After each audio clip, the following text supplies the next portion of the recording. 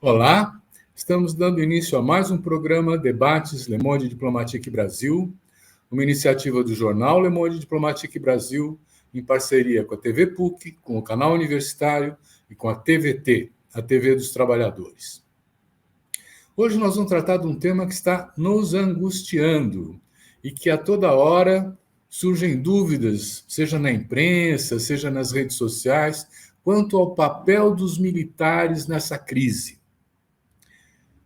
Há indicações várias de uma posição meio ambígua. Eles estão a favor das manifestações, mas eles defendem a Constituição. O que está acontecendo dentro dos quartéis? As manifestações dos bolsonaristas na porta dos quartéis estão influindo. Isso tudo nós vamos conversar com um especialista em assuntos militares, que já esteve aqui conosco outra vez e que teve a generosidade de comparecer de novo para ajudar nessa discussão que nós queremos fazer hoje. Eu quero apresentar para vocês, ou reapresentar para vocês, o João Roberto Martins Filho. O professor João Roberto Martins Filho é doutor em Ciências Sociais e professor titular do Departamento de Ciências Sociais da Universidade Federal de São Carlos. Ele coordenou o arquivo de política militar Ana Lagoa, aliás, desde 1996, ele coordena o arquivo de política militar Ana Lagoa, da UFSCar, é membro do Conselho Editorial da Revista de Sociologia e Política, Tensões Mundiais, Novos Rumos e Latin American Perspectives. Ele foi presidente da Associação Brasileira de Estudos de Defesa e foi vice-presidente do Comitê de Pesquisa Forças Armadas e Sociedade da Associação Internacional de Ciência Política. O currículo é vasto, as obras são várias publicadas, mas eu vou me ater apenas a essas referências para dar as boas-vindas ao professor João Roberto e agradecer a sua disponibilidade de estar aqui com a gente de novo. Vai ser muito bom. Eu é que agradeço, um imenso prazer ter essa conversa novamente. Vamos lá. Vamos lá. Nós encaramos um pouco como uma questão cívica, né, de cidadania, trazer Exato. A informação, trazer a análise, poder esclarecer os nossos telespectadores sobre o que se passa nesse momento, né? Não são só as redes sociais que estão informando, nós precisamos garantir uma informação verdadeira, transparente e que ajude a compreender o momento que nós estamos vivendo. Eu queria começar, professor, com uma questão. O que está acontecendo dentro dos quartéis hoje em dia? Porque parece que as manifestações bolsonaristas que se concentraram em frente aos comandos do Sudeste, a outros quartéis em Brasília, tal, estão sendo mais do que toleradas, né? Em alguns casos, nós podemos dizer que elas estão sendo apoiadas ou não podemos. No caso de Brasília, por exemplo, a área do Exército cedeu um espaço para que se estacionassem os caminhões que vieram fazer o protesto em Brasília. Isso não é usual. Se fosse o MST, eles não fariam, não é? Como é que você está vendo essa postura dos quartéis, ou melhor dizendo, dos generais, não é isso? Nessa crise que nós estamos vivendo pós-eleição. Bom, vamos começar um pouco retomando aquilo que a gente conversou. Desde 2019, nós estamos sendo perguntados sobre se os militares iriam intervir, se haveria um golpe de Estado, se os militares aceitariam uma eventual derrota do Bolsonaro, isso depois de ter surgido a candidatura Lula, se eles subordinariam o governo democrático, etc. E lembrar o seguinte, que nós sempre afirmamos, todos os pesquisadores com quem eu converso, que não haveria um golpe de Estado no velho estilo, né? Por exemplo, Bolsonaro perde e eles tomam o poder. Mas havia um outro tema que ainda está em debate, que é o seguinte: esse é um governo militar ou o Bolsonaro tem vida própria, né? Eu retomo isso porque isso precisa ser um pouco, vamos dizer, a nossa reflexão tem que se encaixar um pouco nessa questão. Não houve um golpe militar, embora ainda as pessoas temam que isso aconteça. Agora, por outro lado, também aquela ideia de que, num determinado momento, as Forças Armadas se livrariam do Bolsonaro, nem que fosse para sobreviver no governo Lula, portanto, sairiam como salvadores da pátria, não é? Isso porque, na época, a gente também falava que o maior risco seria uma rebelião das polícias militares. Não sei se todo mundo pensou isso. Essa rebelião também não aconteceu, as coisas não sempre acontecem, raramente acontece como a gente prevê, mas aconteceu uma espécie de rebelião da Polícia Rodoviária Federal, que ninguém imaginava. Só agora nós vamos ver que o uniforme novo deles, cuja licitação foi feita já no governo Bolsonaro, tem uma cara muito grande de uniforme dos camisas negras fascistas, né? Então, eles deram trabalho, e se não fosse a energia com que o ministro Alexandre de Moraes tratou a questão, ameaçando prender o diretor, o foco, então, da preocupação nossa foi eles. O que nós sabemos, quer dizer, nós não temos, hoje em dia, isso é evidente, porque houve uma ruptura entre a pesquisa sobre Forças Armadas e o próprio campo que a gente pesquisa, que são os quartéis, mas o que nós podemos afirmar é que não ocorreu um rompimento do Bolsonaro dos militares, ou melhor, dos militares das Forças Armadas com o Bolsonaro, né? Um general foi candidato a vice de novo, tá? Mas a verdade é que eles ficaram com o Bolsonaro até o fim, não é? E vão ficar até o fim, tá? Por que eles fazem? Talvez tenha uma explicação para essa atitude deles, né? Bom, eu diria o seguinte, quer dizer, eu tenho um hábito de guardar links de matérias ou vídeos feitos sobre o problema militar desde o início do governo Bolsonaro, e houve um aumento muito grande de interesse pelos militares nos últimos 10 dias, vamos dizer assim. Eu já tenho 3.200 links, né? Você pode imaginar. Bom, eu acredito que o que acontece aí é o seguinte: eles querem demonstrar, de alguma forma, que eles também, como esses manifestantes, quer dizer, eles têm em comum com os manifestantes à porta dos quartéis, eles têm uma rejeição ao Lula, né? E o Lula sabe disso, trabalha com isso e já está suficientemente informado sobre o fato de que não adianta ele tentar bajular os militares, que eles não vão gostar dele nunca. Por outro lado, eles têm um hábito, né, de pensamento estratégico, que é nunca deixar muito claro para o outro lado, como eles chamam, o outro lado é o povo brasileiro, em grande medida, o que eles pretendem fazer. Então, fica essa expectativa, que essa pergunta fica no ar, que é uma forma que eles têm de entrar mais ou menos fortalecidos no governo Lula, né? Que nós podemos depois discutir o que pode acontecer no governo Lula. Mas, uma vez que houve uma debacle do governo Bolsonaro, da própria liderança, temporariamente, do Bolsonaro, nós podemos dizer que eles temem, antes de tudo, entrar enfraquecido no governo Lula, não é? Então, nem aconteceu a coisa de eles se apresentarem como ser salvadores da pátria, que seria agora, no caso, eles tirarem essas pessoas da frente dos quartéis, que eles podem fazer isso, ali não é área de segurança, não tem placa, não tem tudo ali, tá? Então, eles ficam com essa coisa, mas é inegável que realmente, se fosse possível eles fazerem o que eles querem, eles estariam juntos com esses bolsonaristas, uma parte deles. A outra parte, eu acho que também isso é mais ou menos lógico, tem uma parte do oficialato, somente dos generais, né, dos coronéis que estão chegando a general, que já está começando a pensar, olha, essa coisa não, o Lula vai ser presidente, eu preciso começar a pensar agora o que nós fazemos, enquanto instituição e na minha própria carreira. Não vamos esquecer que todos esses caras que participaram do governo Bolsonaro fizeram carreira sobre a Dilma e sobre o Lula.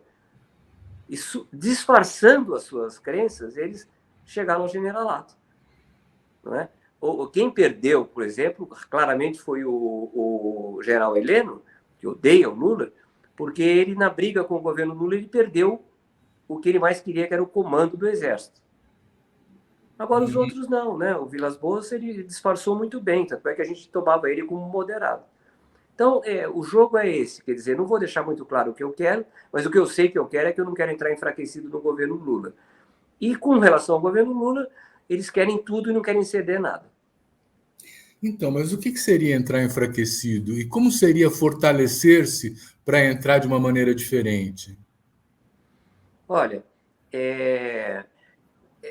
parece que eles não estão querendo se apresentar, entrar em confronto direto com o Bolsonaro, e não, talvez por motivos, por exemplo, como essa consciência de que existe uma oficialidade bolsonarista, né?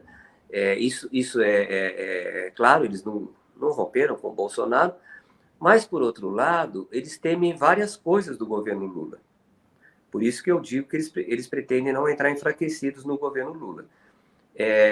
Eles temem que o governo Lula mexa na Previdência Militar, eles temem que o governo Lula retome a discussão sobre a questão da anistia e punições de militares, eles temem que o governo Lula mexa nos currículos militares, e eles também temem, vamos dizer, por último, que o governo Lula politize as promoções. As promoções, para geral, sempre são políticas, né? Mas basicamente também políticas da própria força, né? Uma coisa que eu acho que eles já desistiram são duas outras coisas. Eles já desistiram de continuar a ter um general no Ministério da Defesa, isso não vai acontecer, tá? E por outro lado, acho que eles desistiram também de manter os cargos, evidentemente, de confiança, que seria um completo absurdo. Essas duas coisas não vão acontecer.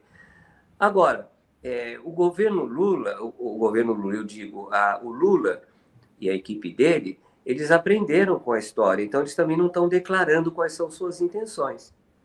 O jogo que os militares fazem, vamos deixar o nosso adversário ou inimigo em suspense, o Lula também está fazendo. Não é? Acredito que nem mesmo o ministro da Defesa ele vai definir tão logo. Então, é esse jogo que vai ficar entre um presidente eleito, numa situação de ascensão do fascismo, e um aparelho militar que se associou intimamente e recebeu, vamos dizer assim, benesses escandalosas, e que ficou 3 anos, ou 4 anos, vamos dizer, nos holofotes da mídia. Tá certo? Quer dizer, era de supor que eles fossem voltados para os quartéis e ficassem quietos. Mas não é o que está acontecendo, né? Eles estão passando vários sinais de que eles, no fundo, concordam com essas manifestações que a maioria da população vê como esdrúxulas, né? Você sabe, o João Roberto, eu tive, esse domingo passado, fui visitar a manifestação bolsonarista na frente do Comando Sudeste do Exército. E eu comecei a conversar com as pessoas perguntando o que era aquilo. Eles querem fechar o STF, fazer o impeachment do Alexandre de Moraes. Eles dizem que o segundo turno das eleições não foi limpo, que era preciso rever e que o PL estaria tomando a iniciativa de questionar as eleições no Congresso, perante o Judiciário, não é? E eles falam assim, olha, o que nós não queremos é o que o Lula tome posse. Quer dizer, se essas falas estão sendo expressas pelos bolsonaristas na porta dos quartéis, por outro lado, há algumas informações de que há militares da ativa estimulando essa manifestação popular em frente aos quartéis. Como é que você vê essa ambiguidade? Continua ambíguo, né? Quer dizer, vamos ver, em primeiro lugar, o caso desses manifestantes. Eles são manifestantes órfãos do Bolsonaro, né? E o Bolsonaro não apareceu mais. Então, eles estão apelando diretamente ao Exército, parece que isso está claro, não é? Sim. E eles são uma minoria. Deve ter uma minoria um pouco maior que os apoia, concorda com as manifestações, mas não vai lá. Então, eles estão um pouco perdidos, né? Mas isso parece que, lógico que fosse acontecer alguma coisa desse tipo, porque foi tanto incentivo a não acreditar nas urnas e nas eleições, que essas pessoas são aquela, vamos dizer, franja do movimento bolsonarista que levou a sério tudo que eles falaram, né? Porque, por exemplo, se nós formos levar a sério esse negócio do questionamento da eleição, então todos os deputados que o PL elegeu e senadores, então vamos pedir, por favor, para eles devolverem os cargos, não é? Uhum. Agora, no caso dos militares, tem uma questão aí que é a seguinte: os militares são uma instituição hierarquizada e disciplinada, que pode sofrer abalo se eles participarem diretamente da política, como aconteceu na época da ditadura militar. Logo nos primeiros meses já estava tendo briga lá dentro das Forças Armadas. Mas os militares não agem como indivíduos. Então, eles não podem, inclusive, eles são sujeitos a uma série de pressões internas e eles não podem fazer essas coisas aí que os manifestantes estão fazendo. Os manifestantes têm liberdade para fazer, se comportar do jeito que quiser. Eles não. Pode ser que uma das coisas que eles façam depois do começo do governo Lula é investigar esses caras. Hoje o jornalista Marcelo Godoy do Estadão revelou vários perfis que são de 2 ou 3 generais da ativa e um coronel da ativa que publicou um monte de coisa, esse coronel. Não dá para permitir isso do ponto de vista dos conservadores militares, porque senão vira uma anarquia completa, não é? Uma força armada é uma coisa que, sem disciplina e sem hierarquia, ela é uma ameaça muito grande, né? E eles sabem disso. Então, eu acho que o problema aí é que eu acredito mesmo que haja, né, a paisana, muitos desses militares, por exemplo, lá da Praia Vermelha, no Rio de Janeiro, foram nessas manifestações em Copacabana, né? Mas até aí tudo bem. Mas você pôr sua carreira em risco por uma coisa que parece uma causa perdida, isso já é outra coisa. E a figura que foi chave durante todos esses anos foi o Bolsonaro. Só que o Bolsonaro saiu de cena, né?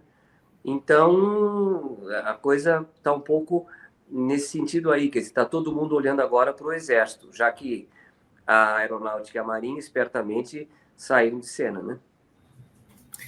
João Roberto, eu estou em dúvida, porque o Bolsonaro teve 58 milhões de votos, não é? Quer dizer, ele teve um cacife eleitoral muito expressivo, né? E ele agora está recolhido. Isso me levanta a questão, quer dizer, o bolsonarismo sem o Bolsonaro vai se deslocar para a liderança dos militares? Como é que você vê a possibilidade? O Bolsonaro tem condições de se manter o líder de todo esse bolsonarismo, ou ele, recolhido e sem o aparato estatal atrás para respaldar as suas motocicletas, ele tem gás para continuar sendo esse líder? Olha, Silvio, o bolsonarismo é um fenômeno, infelizmente, que veio para ficar, não é? Acho que nós podemos descontar aí os votos que foram comprados, né? Os votos que foram por pressão, os votos que foram clientelistas, né? Quer dizer, eu diria que uma vez o Lula vencendo, ele já não tem mais só aquela porcentagem que ele teve de 60 milhões de votos, ele já deve ter mais agora de apoio, né? Supõe-se, né? Que ele tenha mais de apoio agora, porque a situação já está... Agora, o fato é que o Bolsonaro, ele é uma espécie de contraface do Lula, né? Quer dizer, o Lula é um líder popular, um líder progressista, um líder democrático. E o Bolsonaro, ele foi uma espécie de espelho do Lula, mas no que eles chamam de um Brasil conservador, né? É assustador saber que ele teve 58 milhões de votos. Mesmo que sejam 50 milhões de apoiadores, ou até 40, é uma coisa assustadora. A menos que ele esteja doente, não é? Porque você sabe que o carisma não se transfere de pai para filho. Todos os grandes líderes, por exemplo, o Cromwell teve o sucessor dele foi chamado Ricardinho a Rainha, de tão fraco que ele era, não é? E no caso do Bolsonaro, não vejo possibilidade de transferir para os filhos o carisma dele. Mas se ele continuar com saúde, eu acho que ele vai continuar a ser a liderança do bolsonarismo, né? Alguns analistas têm falado que o bolsonarismo é uma coisa que não existe, que existe um governo militar. Eu, particularmente, não acredito nisso. Eu acho que o fator fundamental dos últimos anos foi o bolsonarismo, né? E uma espécie de culto à liderança, um culto até meio pagão, né? Quer dizer, o bolsonarista é o ídolo, tá certo? E eu acho que ele vai continuar a ser, a menos que ele tenha algum problema de saúde.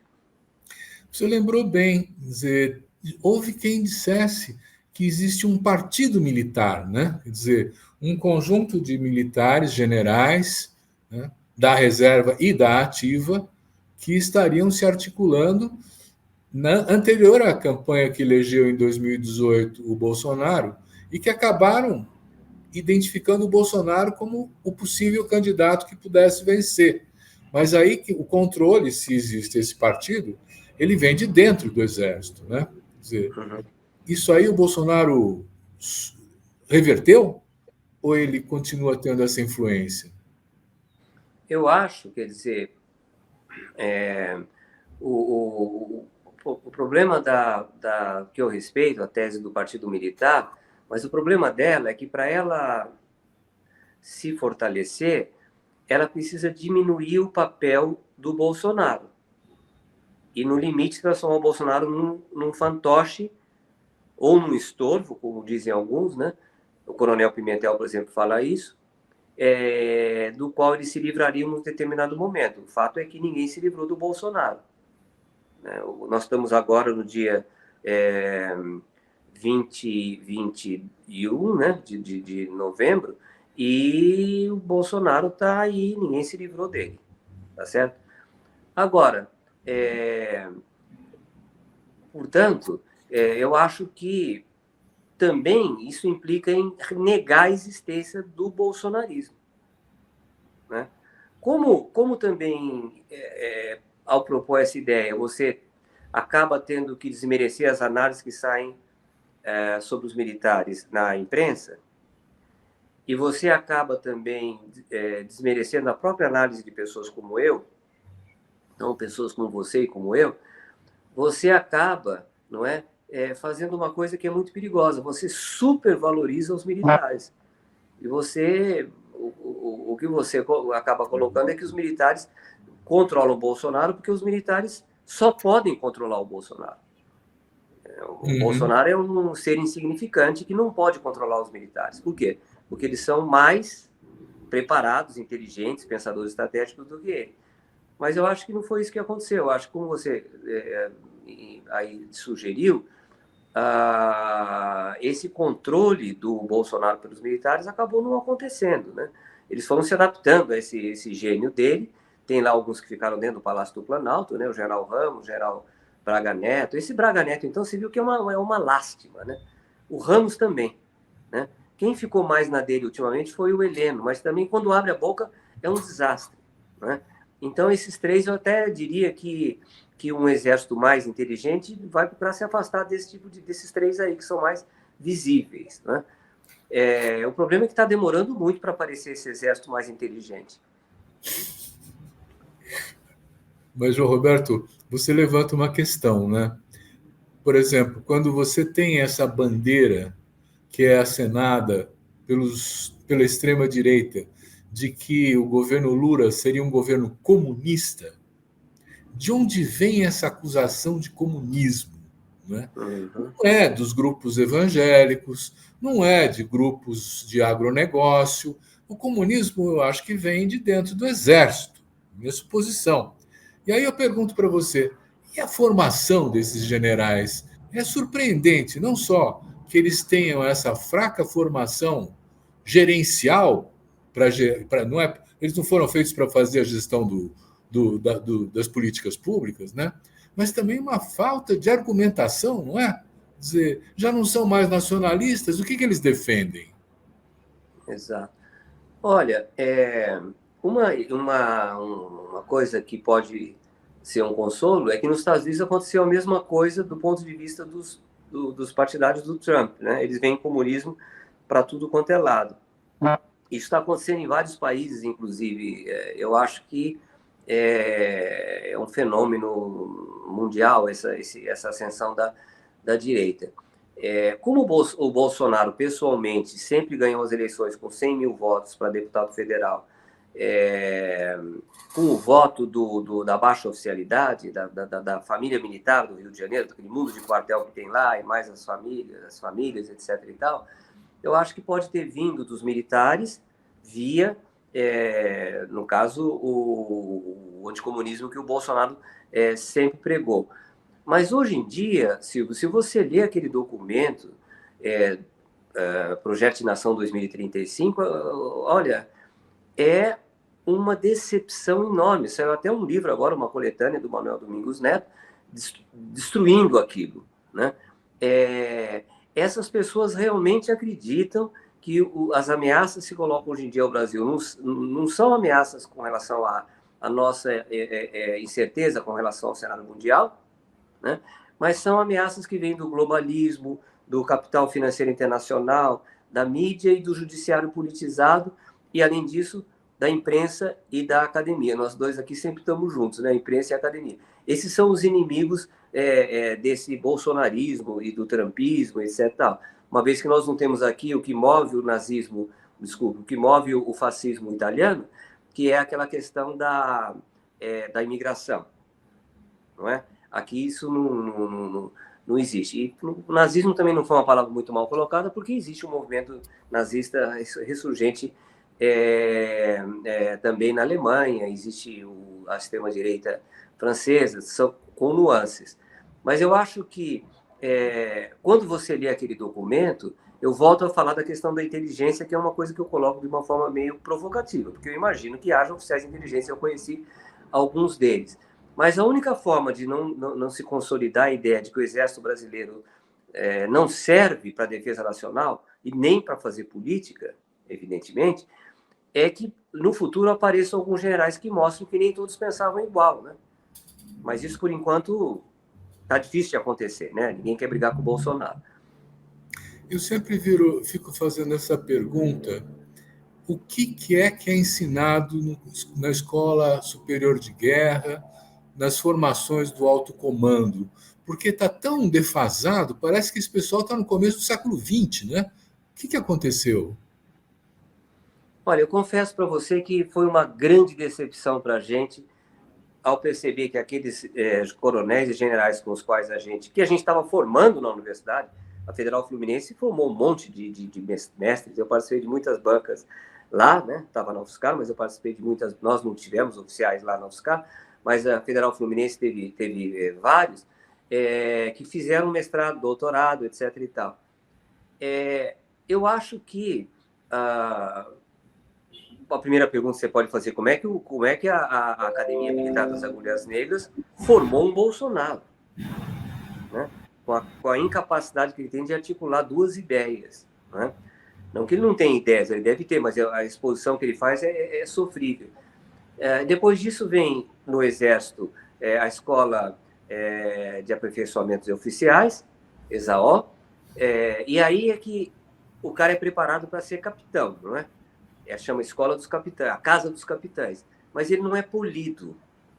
Na verdade, se ele for um cara grosseiro, pode ser até uma vantagem até chegar a capitão. Daí para frente, quando ele entra na Escola de Comando Estado-Maior do Exército, lá ele é polido em tudo, tá? Ele estuda estratégia, ele aprofunda os estudos históricos, ele tem professores civis, e ele aprende até a se comportar num banquete diplomático, essas coisas todas, né? Porque ele vai ser já do escalão de coronel e depois, finalmente, do generalato. Agora, o problema é que eles nunca permitiram discutir uma coisa que, por exemplo, a Espanha e Portugal discutiram profundamente, foi o que é o fato de quem define os currículos militares desses países aqui democráticos são os civis, não é? Sempre há resistência. Mas no caso do Brasil é intocável, né? Ninguém mexe com a ECM, ninguém mexe com a Escola de Guerra Naval, ninguém mexe com a Universidade da Força Aérea, que são as três que são mestrado e doutorado. Tanto é que eles participam do Conselho de Reitores do Estado do Rio de Janeiro. Mas, para ser sincero com você, quer dizer, o expurgo que foi feito nas Forças Armadas em 65, 64, 66 prejudicou profundamente a inteligência dentro das Forças Armadas. Acontece que havia pessoas ali que tinham capacidade até para governar o país, como é o caso de alguns ditadores. É inegável que eles tinham capacidade de ser estadistas conservadores, ditadores, mas com capacidade para tomar decisões de Estado. Agora, essa geração nova, para ela cultuar o general Rocha Paiva, que, segundo o general Vilas Boas, era considerado o intelectual da geração deles, não é? Então tem alguma coisa de errado. Esse outro Paulo Paiva, né? Um Heleno, tá certo? É uma coisa assim, do ponto de vista da cultura militar, né? estou chamando de inteligência, acho que nós chegamos no ponto mais baixo desde a fundação da República. Muito bem. Bom, eu já entendi que você interpreta de que foi aceito um ministro civil e que os cargos em comissão voltam para dentro dos quartéis. É isso mesmo? Eu acho que essas duas coisas elas são possíveis de acontecer e elas tendem a acontecer.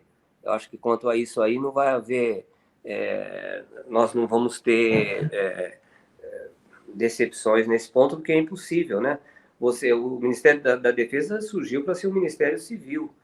E, por outro lado, esses cargos são cargos de confiança. Quer dizer, eu sei que, parece brincadeira o que eu vou falar, eu sei que eles compraram laptops, que eles viajaram para o exterior, que eles compraram apartamento para os filhos com esse dinheiro extra, né? Alguns ficaram ricos, né? O Braga Neto recebeu 1 milhão de reais. Mas aí é um caso... Ao mês? Teve 2 meses que sim, né?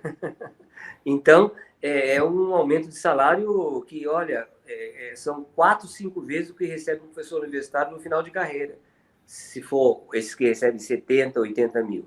Não é? Uhum. E, no caso dele, foi mais do que isso. Mas esses outros, vamos supor, 3 mil, 4 mil, que tiveram um acréscimo não só na reestruturação da carreira, mas também na questão dos acréscimos, né, que eles receberam 2 salários, puderam romper o teto, né?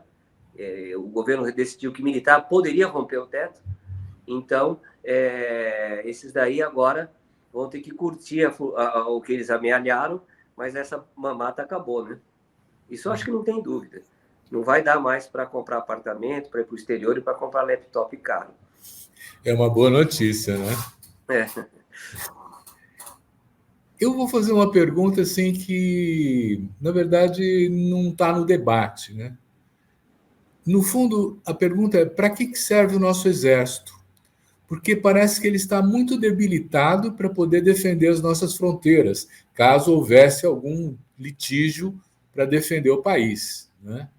E sem essa função de defesa das fronteiras, ele está se arvorando como um poder mediador da democracia, né?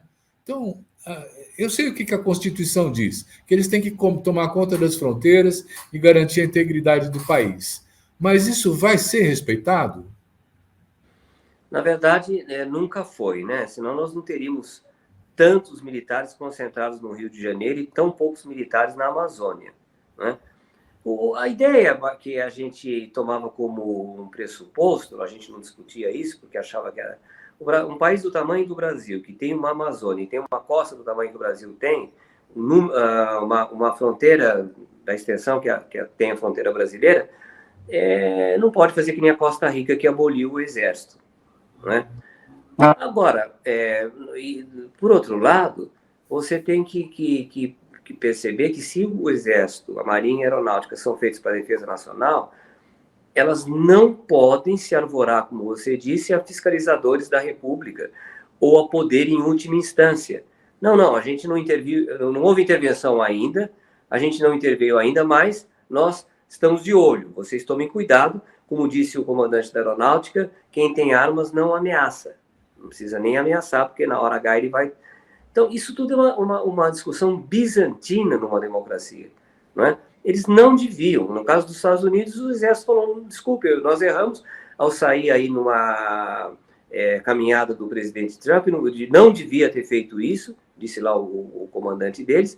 Por outro lado, nós não vamos participar da política interna. Isso que a gente espera que os militares brasileiros percebam. Porque o que eles ganham fazendo... agindo como força política? No limite, eles têm que mostrar que eles vão pagar para ver e vão dar um golpe de Estado. No limite vai acontecer isso.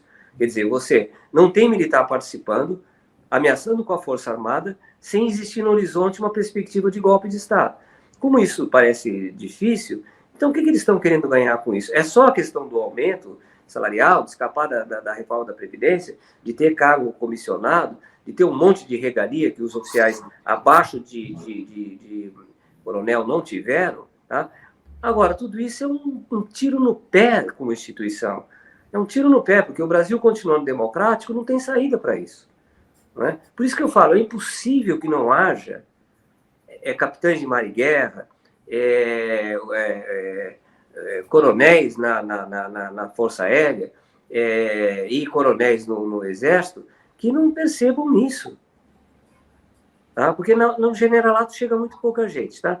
Mas que não percebam isso, que não tem saída isso daí. Você se compromete com um setor da sociedade que é lunático e, por outro lado, você corta os laços com o setor da sociedade que estuda Forças Armadas, que entende desse assunto, que pode intermediar essas reivindicações, né? Por isso que eu falo que o Lula ele deve ter percebido isso com clareza, que não adianta agradar os militares. Eles encaram isso como um sinal de fraqueza. O que você tem que fazer com os militares é definir o que você quer deles e falar para eles, olha, nós vamos nesse caminho. Então, o Lula mesmo falou, eu não faço questão que eles gostem de mim, os militares, eu faço questão que eles obedeçam a Constituição e cumpram o seu papel, né? Olha, uma grande frase, né? Eu diria que no primeiro mandato, no segundo mandato, o Lula e depois a Dilma, eles acharam que poderia levar a questão militar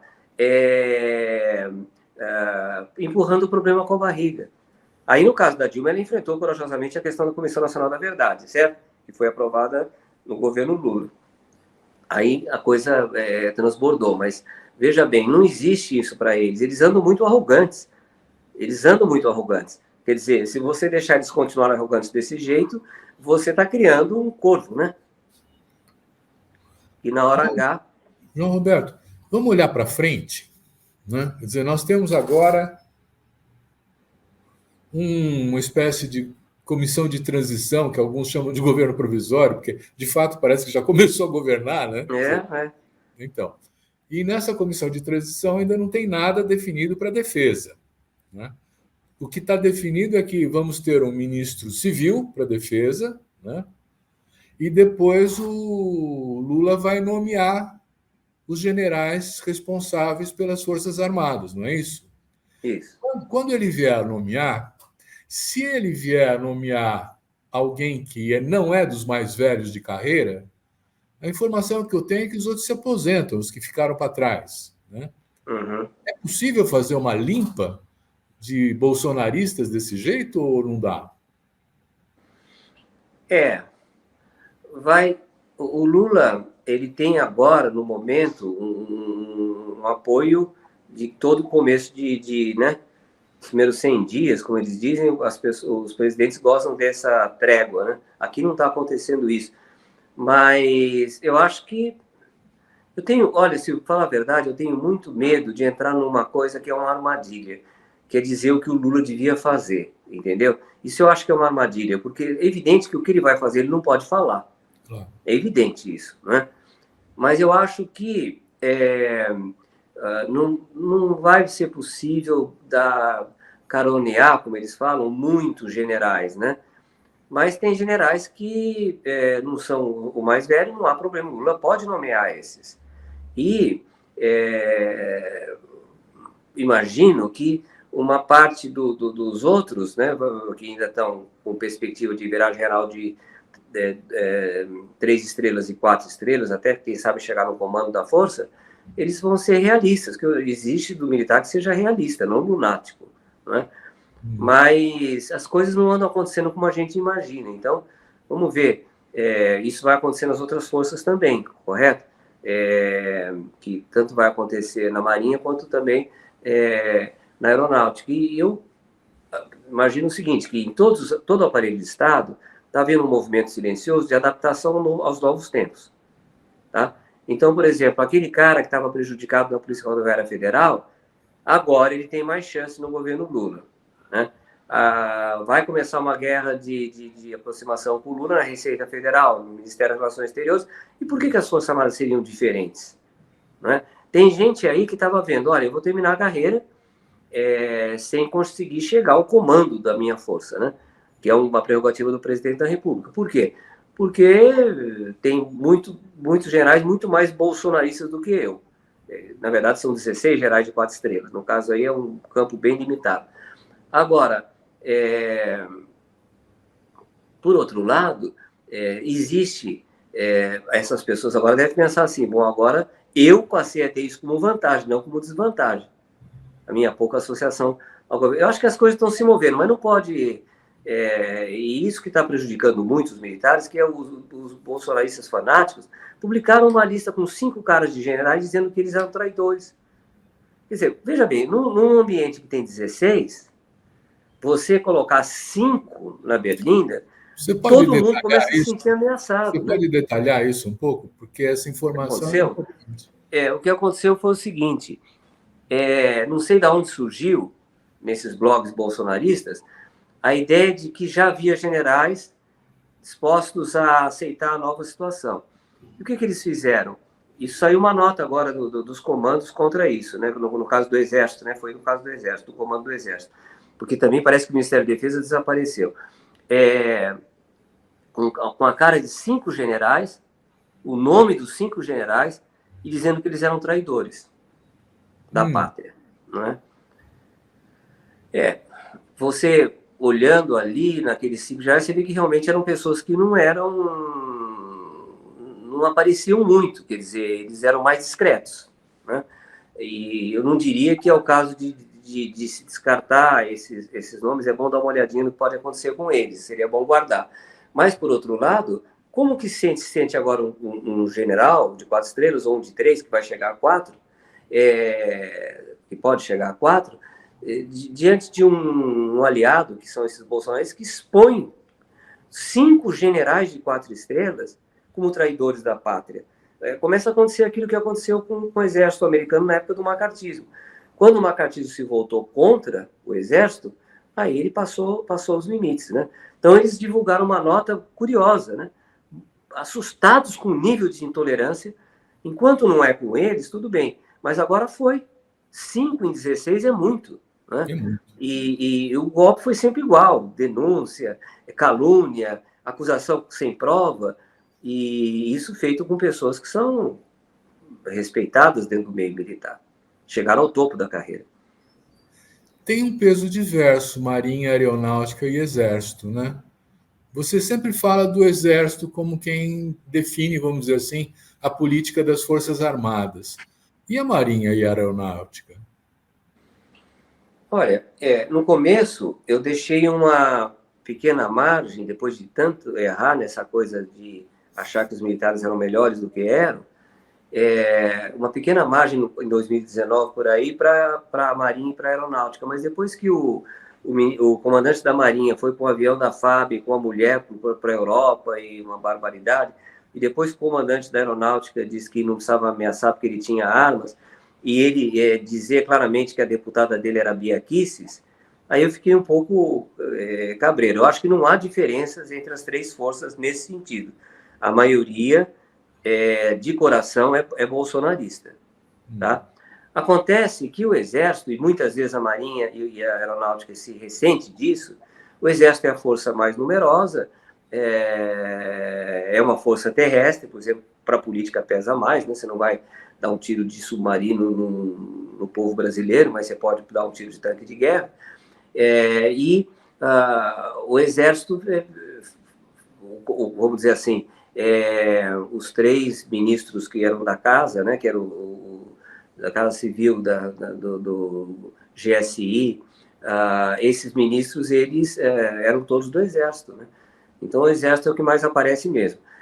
Houve um tempo que eu conversava com oficiais da Marinha e eles claramente criticavam esse papel do Exército. Teve até um almirante, que eram 2 almirantes muito inteligentes e pouco conhecidos, o almirante Vidigal e o almirante Flores. Teve até um deles que fez o seguinte comentário: olha, eu li a biografia do Geis e fiquei impressionado. Já faz 100 anos que o Exército se mistura com a política. A Aeronáutica não podia, porque ela nem existia, né? Ela existiu a partir da Segunda Guerra Mundial. Mas o Exército, ele tem uma tradição que você vai falar, mas o Exército é mais antigo. Não, a força mais antiga é a Marinha.